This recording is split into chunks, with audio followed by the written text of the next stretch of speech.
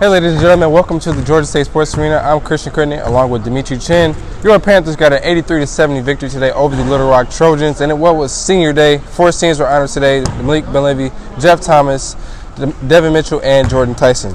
Malik had 11 points today. He got in foul trouble, so he didn't get to play a whole lot. Jeff poured in 14.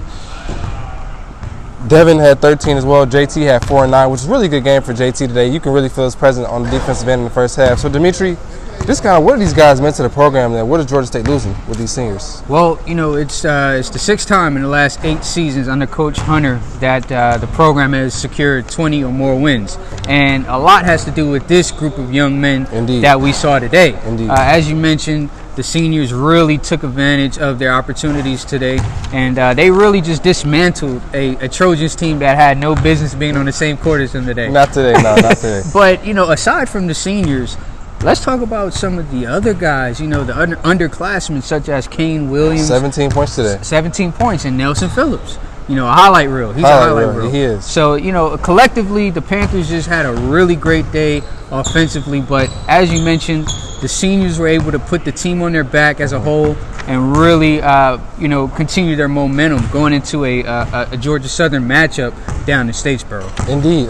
So after the game, Coach Hunter mentioned the impact that Malik Benlevy had, and we've mentioned several times the heart and soul of the team. Yeah. He really brings a lot to the court, on and off the court, not just scoring, but the presence he had. And Coach mentioned that Malik has had an impact on his life off the court as well. So, yeah. Dimitri, just talk about Malik and the impact that he's had on this team and how important he is. They want to make another run to the NCAA tournament. Well, he's a very important piece to this program and their success going forward.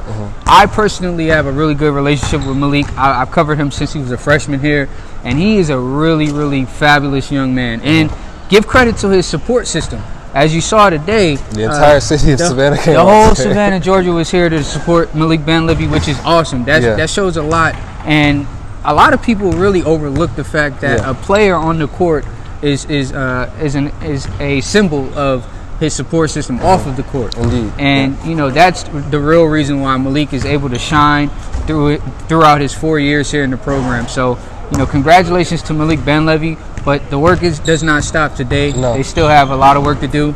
And hopefully, you know, he can continue his leadership going forward. Yep. So now everyone knows the big matchup with Georgia Southern. Georgia State hasn't won in Statesboro since '92. They haven't won since Coach Hunter's been here. So, Dimitri, what do they got to do to get a win in Statesboro this weekend? Well, obviously, DeMarcus Simons is one of the more important pieces of the program as well. He only had 10 points today, and this is going to be probably going to be his last game in Georgia State Sports Arena as well. Yeah. He mentioned on his Instagram live that, or his Instagram, I should say, that, you know, it's his last game on this court. Right. Ron Hunter also mentioned it in the press conference that this may very well be his last season as a Georgia State Panther.